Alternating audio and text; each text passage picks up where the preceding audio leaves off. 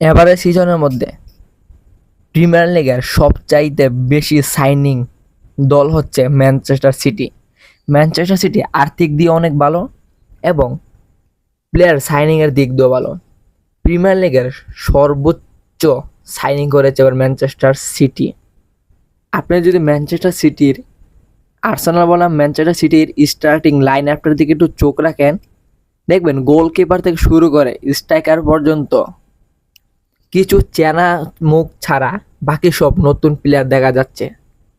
তবে এবার না হতেও 8 থেকে 9 জন নতুন খেলোয়াড় সাইন করিয়েছে ম্যানচেস্টার সিটি।